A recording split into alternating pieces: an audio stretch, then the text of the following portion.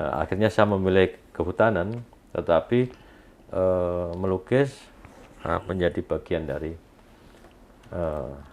kehidupan saya juga. Lalu itu ternyata menjadi bekal saya ketika saya mengurus kawasan konservasi. Kita harus kerja dengan masyarakat.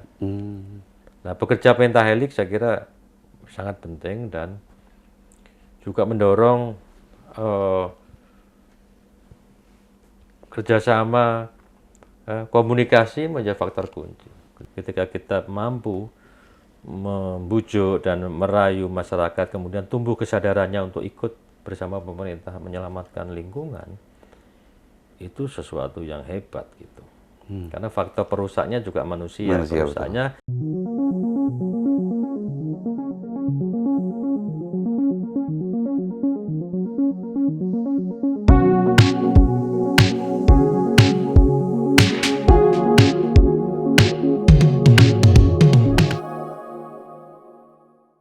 Halo, selamat berjumpa kembali sahabat Arsari di Bincang Inspiratif kali ini bersama saya Tito Suryawan, dan di kesempatan kali ini Bincang Inspiratif kita akan ngobrol-ngobrol dengan salah satu, kalau bahasa anak zaman sekarang itu suhunya kegiatan konservasi di tanah air Indonesia ini. Nah, beliau ini sangat panjang sekali perjalanannya di dunia konservasi, dari mulai yang dari bawah, kemudian meningkat terus sampai akhirnya menjadi dirjen sebelum akhirnya sekarang pensiun. Dan sekarang juga beliau kebetulan merupakan bisa dibilang apa ya, staf ahli ataupun staf ahli Pak ya?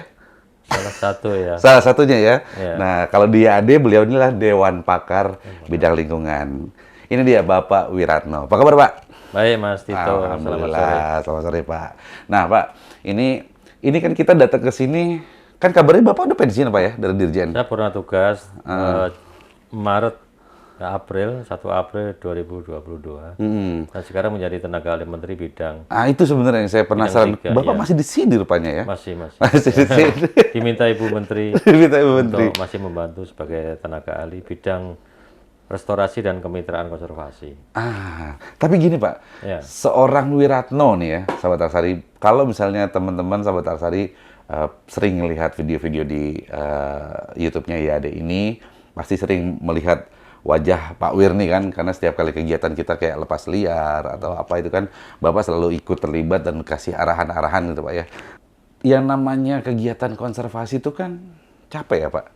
Ya. Asal muasalnya Bapak tertarik sama kegiatan konservasi itu apa Pak? Dari mana, kapan? Iya, sebetulnya saya lebih tertarik kepada masyarakat pinggir hutan dulu. Di tahun 1986, saya riset S1 saya di Kabupaten Dompu di Nusa Tenggara Barat. Dan saya tinggal di rumah keluarga tani itu, dan belajar bagaimana mereka survive hidup di pinggir hutan itu dengan pertaniannya dan seterusnya. Saya lebih kepada ketemu masyarakat dulu di pinggir hutan.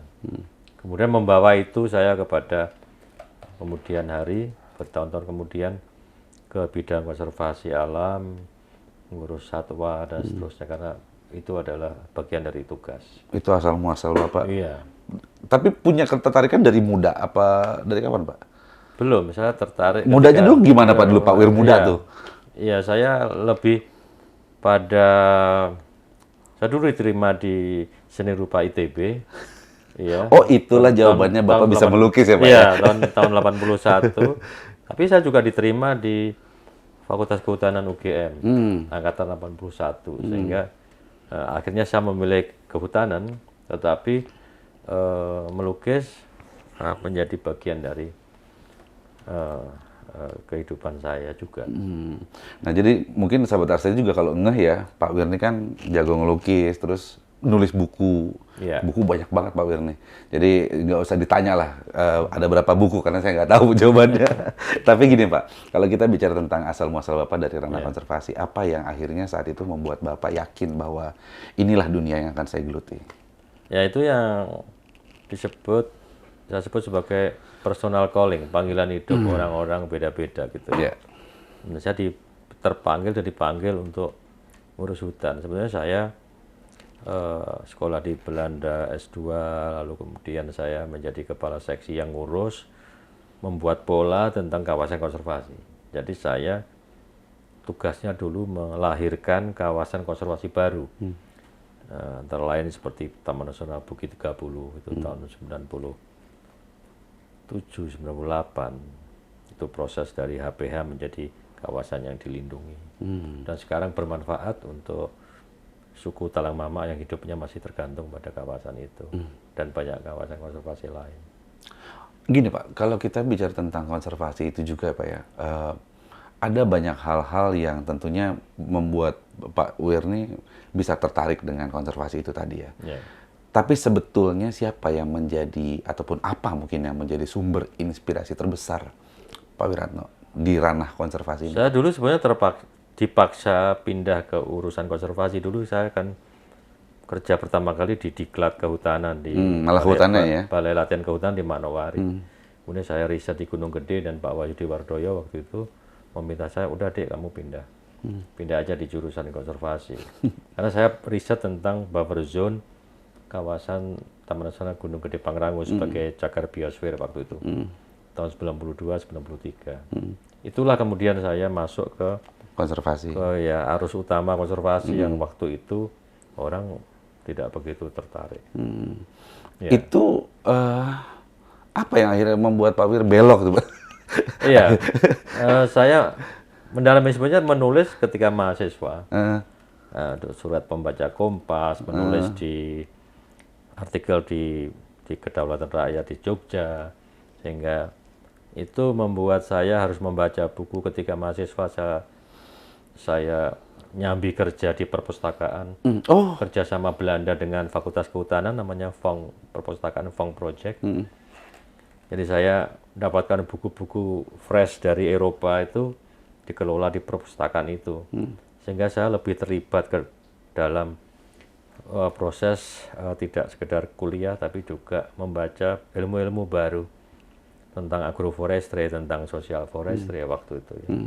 Lalu itu ternyata menjadi bekal saya ketika saya mengurus kawasan konservasi.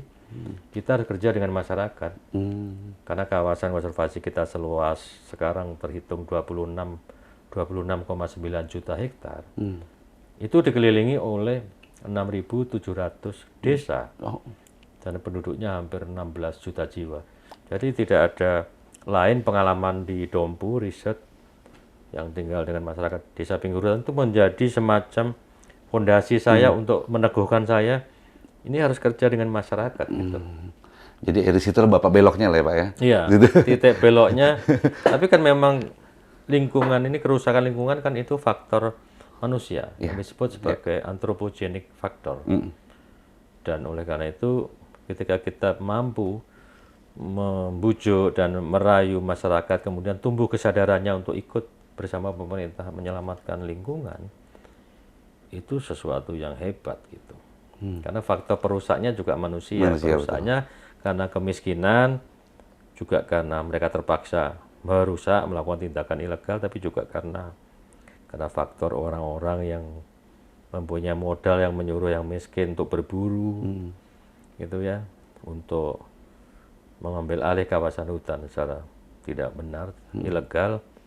Juga faktor edukasi yang rendah karena banyak sekali masyarakat di pinggir hutan tidak tahu membedakan antara babi hutan dan orang hutan itu sama gitu ya, sama-sama boleh ditembak ketika masuk ke ladang mereka.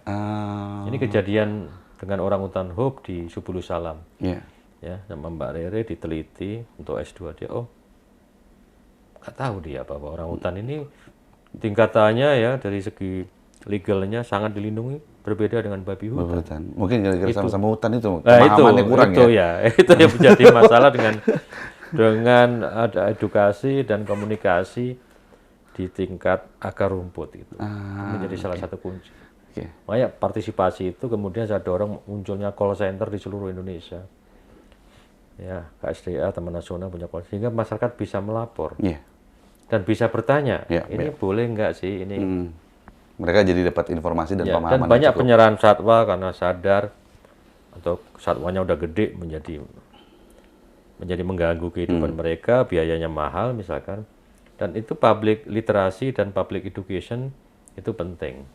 Dan pemerintah punya kewajiban untuk bahu-membahu dengan mitra-mitra lembaga swadaya masyarakat, NGO internasional, dan jangan lupa masyarakat, tokoh-tokoh masyarakat, ya, tokoh adat yang saya sebut sebagai local champion, tokoh masyarakat, tokoh agama.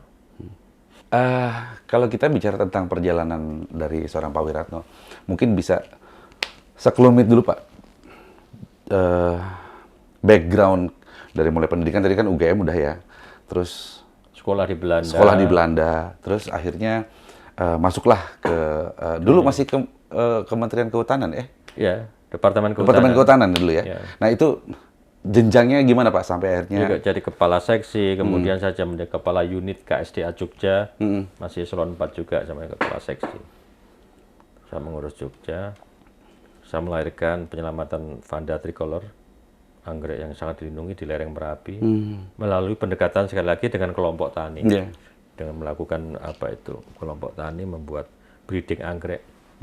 Lalu kemudian penyelamatan penyu di Pandan Simo di pantai selatan, dan upaya-upaya breeding rusa di Gunung Kidul juga bersama kelompok tani. Jadi saya memang selalu bahwa sadar, saya bilang ini harus dengan masyarakat nih, dengan petani di pinggir hutan nih, mereka berinteraksi dengan satwa liar. Yeah. Dari situ kemudian saya menjadi, dari Jogja saya dipinjam ke Conservation International, salah satu NGO yang besar waktu itu. Saya dijadikan policy analyst untuk program Papua dan Siberut dan nasional. Itu terjadi 2001 sampai dengan 2004. Ya, saya punya pengalaman berinteraksi dengan global NGOs dan isu-isu Papua dan Siberut. Lalu saya ditarik kembali dan menjadi Kepala Balai Taman Nasional Gunung Leuser 2005 sampai 2007, persis setelah tsunami. Setelah tsunami yang itu ya, besar itu. 26 Desember 2004. Diangkatnya? Januari saya sudah masuk ke Medan, tapi tidak bisa masuk ke Leuser karena masih ada konflik sipil waktu itu. Tapi saya 3 tahun di Leuser dan membantu melahirkan Tangkahan Community Based Ecotourism, ya, di mana ya satwa liar masyarakat kalau diberi kepercayaan bisa menjaga hutan, bahkan mengembangkan ekoturism ya, dan dengan gajah yang dilatih dengan bersama dengan FFI dan teman-teman lain, mereka mampu menjaga hutan, mendapatkan manfaat dengan menjaga hutan. Menjaga hutan malah dapat manfaat ya? Iya, bukan dengan manfaat dari menebang kayu tapi dengan hutan dijaga, itu dapat manfaat ekonomi dan tumbuh kesadaran kelompok. Dan sampai sekarang terus tumbuh. Ketika COVID mereka tidak kembali ke hutan, tapi tetap memegang kepercayaan barunya bahwa dengan menjaga hutan banyak sekali alam memberikan banyak kepada mereka, pada kehidupan mereka. Oke, nah itu perjalanannya kan cukup panjang Pak ya. Dan Bapak udah jadi kepala BKSDA, Balai Besar juga. Dari semua tempat yang sudah Bapak datangi itu, mana Pak yang paling, tentu semua berkesan ya, tapi mana yang paling berkesan? Yang paling berat Leuser waktu itu, karena konflik bersenjata belum selesai. Helsinki ditandatangani itu Agustus 2005. Tapi kondisi Leuser tidak sedang dalam kondisi yang berat, ya, baik dari staffing maupun dari kondisi keamanan. Tidak ada jaminan kita bisa ke lapangan dan seterusnya. Tapi banyak sekali pertolongan. Ya. Yang saya sebut, istilah Adam Smith itu adalah invisible hand, saya tulis dalam artikel baru saya. Invisible hand itu pertolongan dari Tuhan ketika kita bekerja keras, bekerja ikhlas, dan bekerja cerdas. Ya. Saya ditolong dengan Ras Mittermeier waktu itu, mau melihat Rafflesia di Bukit Lawang, di Leuser. Saya sejak ke Bukit Lawang dan tidak tahu saya satu bukit itu Rafflesia sedang berbunga. Wow. Dan itu seperti sesuatu yang ajaib yang terjadi, yang impossible. Saya bilang teman-teman saya, kok bisa Pak itu foto-foto dia. Setelah itu dia pulang, Pak Wiratno perlu apa, saya tidak mempunyai dana untuk running Leuser itu. Saya bilang gitu. Saya didukung. pendanaan oleh Pak Ras melalui CI Indonesia. Itu kan sesuatu yang... Iya, jadi di antara berat-beratnya sebelumnya terus dikasih yang indah-indah setelahnya. Iya, jadi juga kerjasama dengan Spanish dan UNESCO itu juga di Loser, waktu di Loser. Iya. Saya banyak dapat pertolongan. Walhi juga menolong saya ketika menyelesaikan konflik illegal logging besar di Aceh Tenggara. Ya. Nah, Pak, Bapak kan juga banyak bersinggungan dengan masyarakat juga ya tentu ya. Ya. Kendala ataupun tantangan terbesar Pak di bidang konservasi ini khususnya Pak, dilihat dari sisi masyarakat, dari segi Tantangannya ya perundangan. kesabaran. Kita nggak cukup sabar Kepala Balai Taman Nasional KSDA untuk turun ke lapangan melihat proses, mengikuti proses dialog dan duduk bersama. Itulah yang diajarkan oleh guru saya, guru spiritual Gandhi ya. Gandhi mengajarkan ahimsa. Tidak boleh melukai siapapun, walaupun tujuanmu baik untuk membantu alam dan menyelesaikan konflik, harus no violence, ahimsa. Anekanta itu kalau berdialog kita harus duduk bersama dan merasa sebagai satu proses sehingga assertive communication bisa jalan.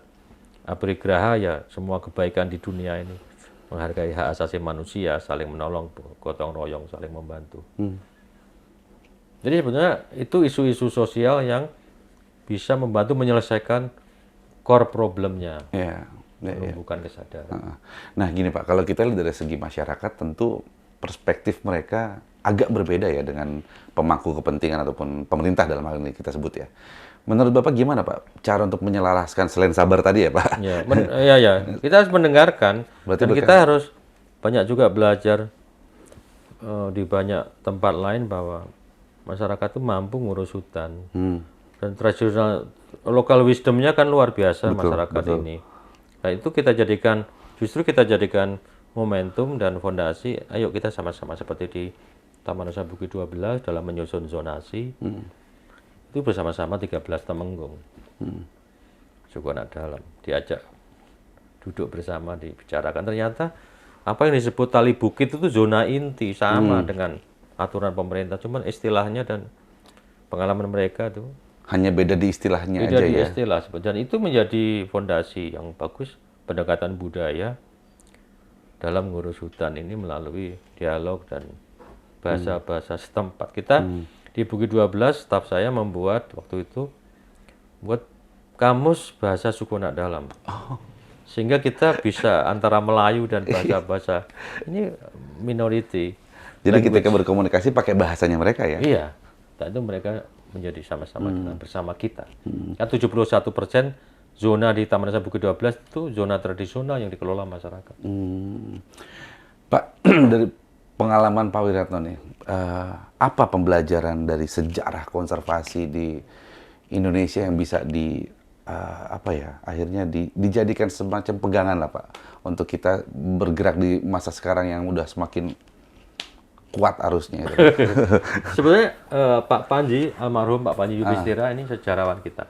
Beliau menulis sejarah sejak zaman Belanda. Jadi gerakan konservasi di Indonesia ini dimulai dari 1919. Itu sudah sejak saat itu ya? Iya ya, satu lembaga di Bogor yang NGO waktu itu yang kemudian menjadi cikal bakal mengusulkan kepada pemerintah Belanda 55 Natur Monumenten, monumen alam pada waktu itu pertama kali.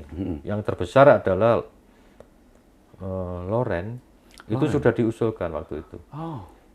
Jadi keputusan zaman Belanda, Loren ditetapkan untuk melindungi ruang hidup suku asli di situ. Walaupun kemudian ditemukan emas di situ ya. Tapi ini cikal bakal. Jadi sejak zaman Belanda Pak Panji mengungkapkan itu. Jadi pegangannya sebenarnya udah ada sejak lama ya? Ya, kemudian kita kembangkan mulai tahun 80-an itulah 5 Taman Nasional pertama. Sebelum ada undang-undangnya, para tokoh-tokoh konservasi ya waktu itu sudah mengusulkan, makanya ada deklarasi 5 Taman Nasional pertama. Jadi itu inovasi yang keberanian luar biasa. Ada sejarahnya juga. Panjang juga berarti dari 1919 ya? Dan dulu Bulu Cendrawasih kan dijual ratusan ribu ekor cendrawasih dijual ke Eropa untuk kepentingan fashion. Nah, kemudian dengan undang-undang kemudian saya berhenti.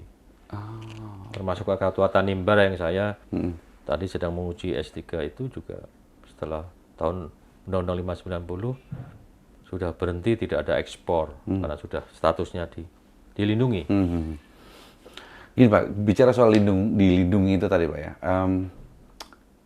kan kita selalu mendengar ada istilah namanya hidup koeksis, gitu kan, hidup koeksis antara hidup berdampingan dengan satwa liar, dengan alam dan sebagainya.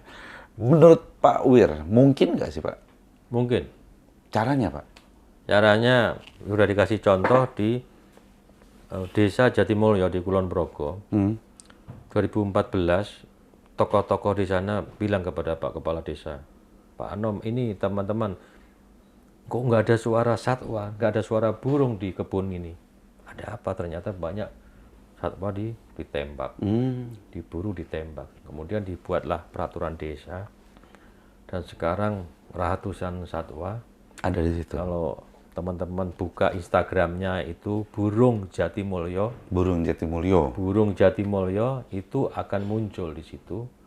Banyak sekali jenis burung. Jadi sebenarnya binatang itu kalau ruang hidupnya dilindungi mereka akan datang. Padahal di Jatimulyo kan hanya hutan rakyat. Ratusan dan Jatimulyo menjadi desa wisata sekarang. Ini contoh.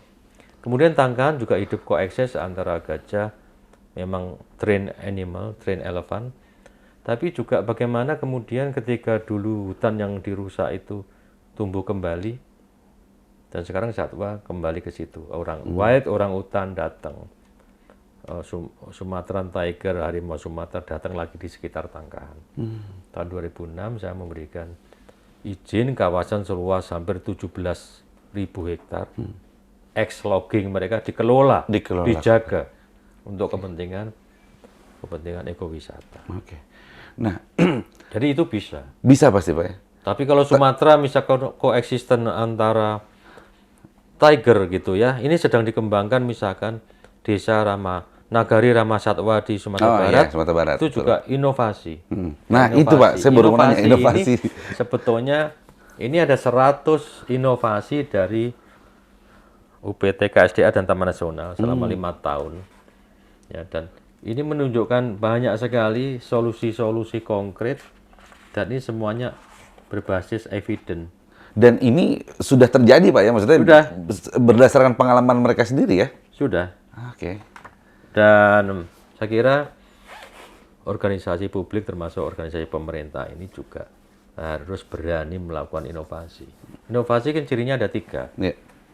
Satu, ada kebaruan. 2, ada isu kemanfaatan, bahwa itu bermanfaat untuk ruang publik, untuk alam. Ketiga adalah kemampuan untuk direplikasi di tempat lain. Dan itu sudah terjadi di sini. Nah, gini Pak, ketika kita bicara tentang masyarakat kan agak sedikit lebih mudah ya untuk kita arahkan, untuk kita himbau. Sepengalaman Bapak sejak awal berkarir di KLHK ya, bagaimana tingkat kesulitan ataupun tantangan ketika bertemu dengan perusahaan, Pak? Kan beda tentunya masyarakat dengan perusahaan, pola pikirnya kan berbeda ya. Masyarakat dia mengambil hanya untuk hidup, tapi kalau perusahaan kan untuk profit gitu lah. Nah gimana Pak supaya bisa jalan inovasi ini Pak? Saya kira membangun sistem bertetangga memang agak sulit ya dengan perusahaan besar misalkan. Tapi pengalaman saya, ya saya datangi mereka. Saya bilang ini Taman Nasional yang menjadi tanggung jawab saya, you tetangga saya. Ini batasnya, ayo kita saling menghormati. Tapi juga ketika ada konflik satwa di perusahaan itu kan kita juga yang ngurus. Betul. Oleh karena itu sekarang di dalam Volunet Sing 2030 kan ada kawasan bernilai konservasi tinggi. Itu kan sampai 39 juta hektar. Itu di luar hutan konservasi, di hutan produksi, hutan lindung, di areal penggunaan lain, di kebun masyarakat, di HGU dan seterusnya. Jadi pendekatan landscape ini memerlukan pendekatan konservasi lintas batas, ya lintas sektor, lintas kementerian, lintas pendekatan pentahelik, masyarakat, private sector. ya kan, lalu kemudian akademia dan media, sama-sama. Saya kira hanya dengan itu kita bisa berhasil. Ini kan pesan sponsor ya Pak, pesan Ya. sponsor nih. Ya, ya. Apa yang sudah dilakukan oleh IAD? IAD kan dia jatuhnya LK lah ya Pak, lembaga konservasi ya. Nah, mungkin sudah Lembaga konservasi khusus. Iya, lembaga konservasi khusus gitu kan. Ya. Nah, tentu mereka sudah punya program dan sebagainya itu tadi. Nah, menurut Bapak dari pandangan kacamata Bapak aja, IAD itu apa Pak yang perlu ditingkatkan supaya semuanya lebih efektif, dan yang paling sulit kan adalah mengajak Pak, untuk mengajak orang-orang lain yang mungkin dia punya kemampuan tapi dia belum punya kesadaran. Gimana Pak? Saya kira pendekatannya ada 5 pendekatan menurut saya. Satu, harus berbasis regulasi. Semuanya kan sebetulnya ada regulasinya. IAD harus bekerja berdasarkan regulasi yang ada. Itu penting. 2, scientific. Pendekatan sains. Dan IAD dengan merehab harimau di Dharmasraya misalnya, Dharmasraya. dan akan dikembangkan di tempat lain, itu sains. Ya, science based. Ini science based juga diperkuat dengan evidence, fakta lapangannya, ada yang berhasil, ada yang tidak. Apa yang bisa kita pelajari? Itu menjadi experience based, evidence experience. Dan terakhir adalah precautionary principle based, prinsip kehati-hatian dalam membuat inovasi ini. Ya, ketika rilis, after release, rescue, rehab, release, monitoring after release. Ini harus ada pembelajaran sebetulnya. Dan scientific experience base-nya harus kuat. Experience base-nya kan oleh tokoh-tokoh, misalnya kalau orang hutan Pak Willy Smith, kan harus didengarkan gitu. Nah, bekerja pentahelix saya kira sangat penting, dan juga mendorong kerjasama, komunikasi menjadi faktor kunci. Kerjasama dan komunikasi, baik dengan pemerintah, dengan siapapun. Ya. Apalagi di era medsos sekarang, di mana 200 juta lebih orang Indonesia memegang smartphone, maka komunikasinya harus melalui Instagram, melalui YouTube, melalui TikTok sekarang. Dimanfaatkan lah ya jalur. Dimanfaatkan itu menjadi kendaraan yang efektif untuk menyebarluaskan. Kerja-kerja konservasi yang bagus. Tapi Pak, capek nggak sih Pak kerja konservasi Pak? Capek saya kira. Kalau itu bukan pilihan, saya kira orang bilang itu cost center itu. Tapi kalau pilihan kita, saya merasakan mempunyai yang disebut sebagai self recharging energy. Energi kita itu kemudian recharge lagi oleh alam, bahkan para binatang itu yang kita tolong itu, bukankah dia juga mendoakan kita? Jadi Gandhi juga bilang bahwa martabat suatu bangsa bisa dilihat, bisa dinilai dari seberapa jauh yang suatu bangsa itu memperlakukan satwa liarnya. Makanya saya sandingkan Gandhi dengan harimau ini. Ini harimau Sumatera nih. Harimau Sumatera ya.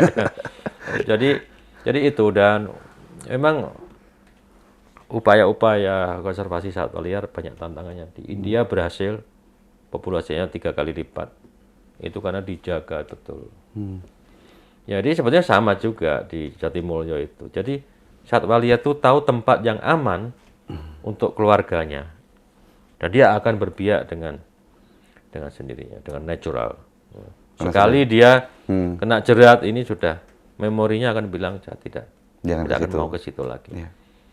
Tapi di sana pun ada bukan habitat yang ideal di tempat lain, sehingga ini menjadi problem. Dan tantangan yang berat ke depan adalah mereka hidup di habitat yang tidak seideal. Mereka punya waktu hutannya masih utuh, di mana siklus tertutup, ekologinya berlangsung dengan ya mungkin salah satu hal yang berat itu Pak ya, ketika kita bicara tentang habitat mereka gitu ya. Dari seorang Pak Wiratno untuk setidaknya meminimalisir lah pengurangan yang drastis itu Pak. Gimana Pak? Iya, ini upaya yang harus dilakukan oleh multisektor, tapi harus ada leading sektornya.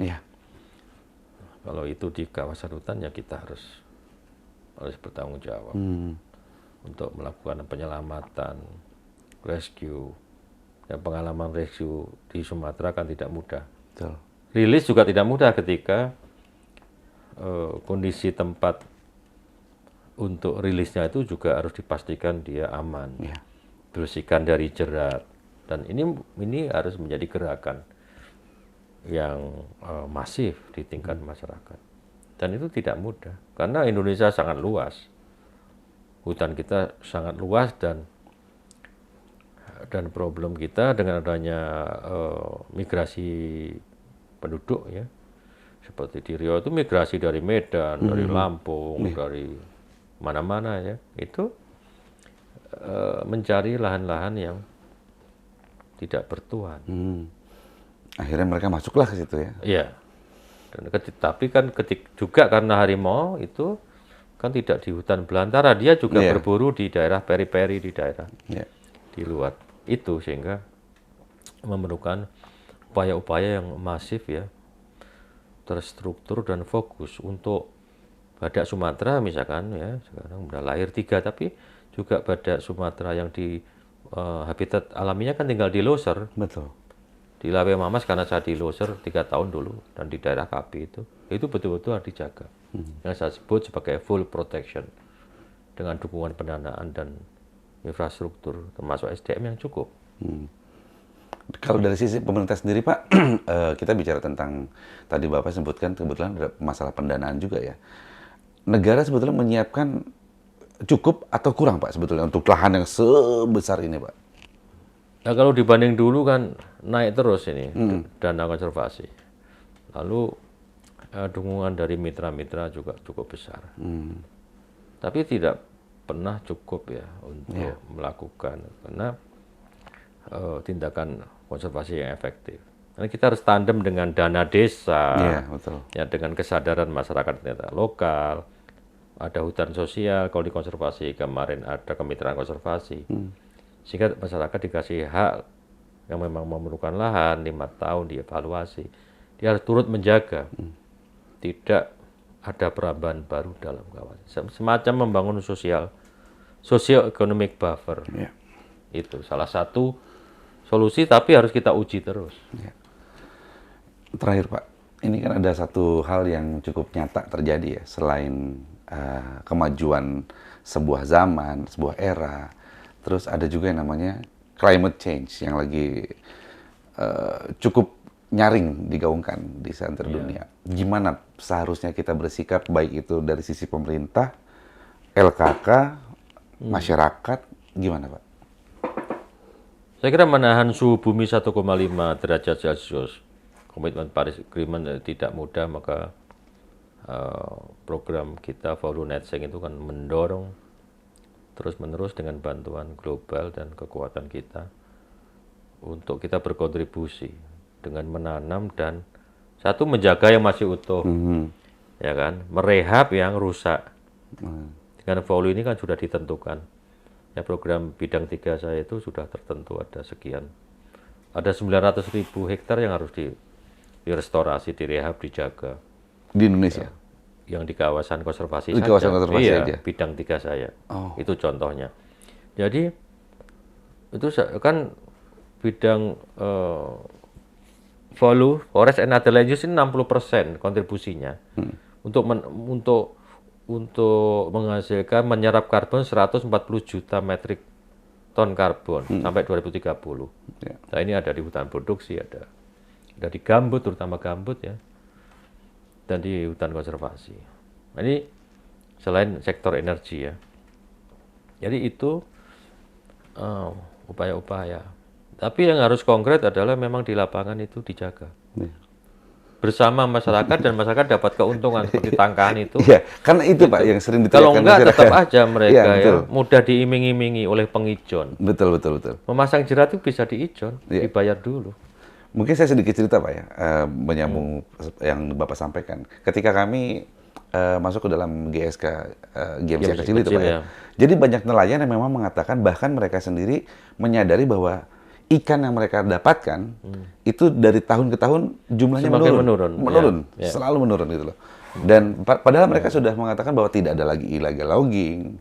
Jadi kalau dulu mereka sering nemu tuh kayu yang di Sekarang enggak ya sebetulnya. sekarang Ya. udah nggak ada. Ada perubahan suhu, microclimate-nya ada perubahan dan itu nyata gitu. Oleh karena itu upaya-upaya secara masif ya dan di masyarakat termasuk masyarakat di perkotaan.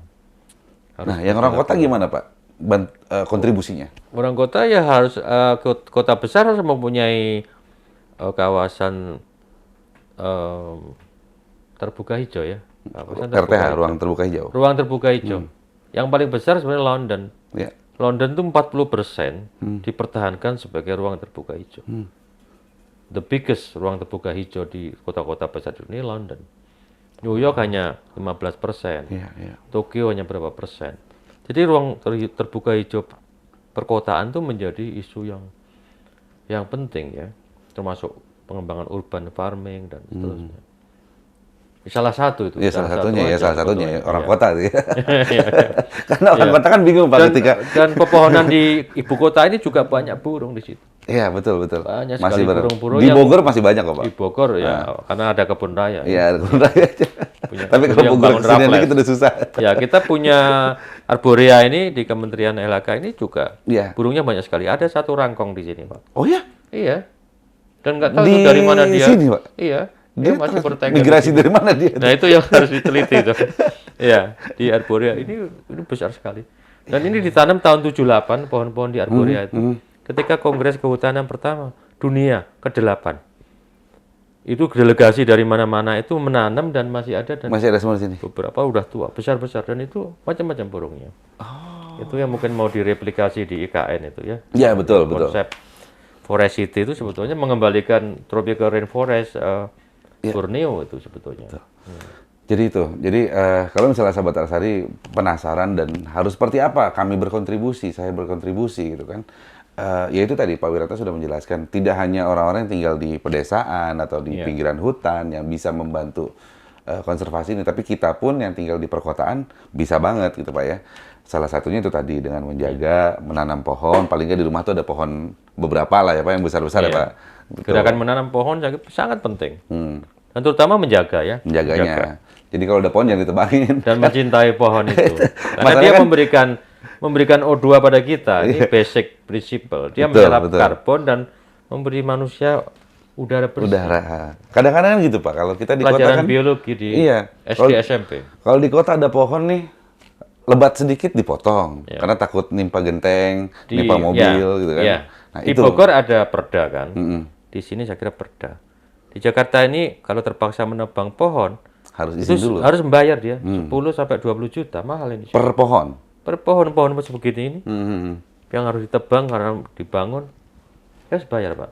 Terutama itu ketika itu di ruang jalan ya, Iya, iya. itu harus bayar dia.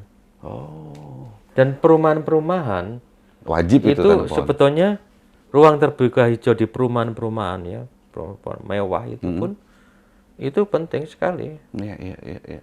Karena dia menjadi tempat juga beragam jenis burung berbiak ya, new habitat in the metropolitan. Cuman kendalanya kalau di perumahan ada banyak pohon, Pak, Iya. ojek gelar tikar nanti, Pak. Tamasya. Untuk tamasya ya.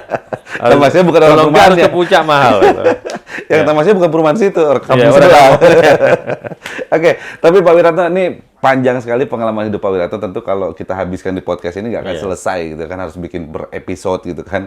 Nah tapi Pak pada akhirnya sebagai Dewan Pakar di bidang lingkungannya YAD, kemudian juga Bapak juga masih aktif di KLHK sebagai staf ahli, tenaga ahli, kemudian juga mungkin konsultan sana sini itu Pak ya.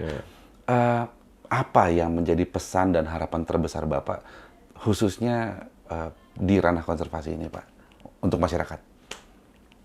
Iya, saya menghimbau pada masyarakat generasi muda untuk bahu membahu, melapor juga kalau ada orang punya satwa, ada konflik satwa. Kita punya call center ya, Pak Dirjen yang baru ini juga terus melanjutkan program itu bersama-sama. Lalu tidak ada ruginya kita terus melakukan kegiatan perlindungan dan mengapresiasi nature itu, karena ada konsep nature healing Ya, ada konsep forest healing yang sangat bermanfaat untuk kesehatan kita. Dan generasi muda, generasi Z ya, generasi milenial itu bisa dan harus berkontribusi untuk menyuarakan perlindungan alam ini untuk kepentingan kita dan anak cucu kita. Mulai dari hal yang kecil. Sip. Setiap hari. Setiap hari, Pak. Pak, sebenarnya ada satu yang pengen saya tanya dari tadi, Pak, kelupaan. Hal apa di luar non pekerjaan ya, Pak? Non pekerjaan, non akademis yang buat Bapak tuh kayak inilah enaknya jadi dirjen kemarin, Pak. Saya kira selalu itu amanah ya, menjabat itu menjadi amanah, dan Ibu Menteri selalu bekerja hampir 24 jam sehari. Sehingga HP kita harus on terus dan kita prepare. Dan terus-menerus memantau lapangan dan bekerja di tingkat lapangan itu saya kira yang paling keren ya. Bekerja di lapangan, saya mengapresiasi teman-teman. Saya sampai dengan sekarang itu ya, Manggala Agni, masyarakat mitra Polhut yang banyak membantu di tingkat lapangan. Menyelamatkan 1 ekor penyu itu sangat bernilai.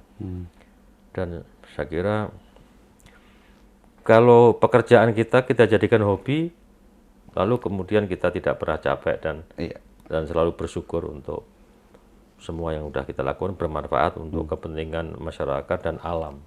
Itu yang sebetulnya menjadi faktor kunci. Kita jadikan hobi aja. Makanya foto yang itu tuh sumringah sekali tuh foto. Boleh saya angkat, Pak ya? Boleh. Kita lihat, Pak.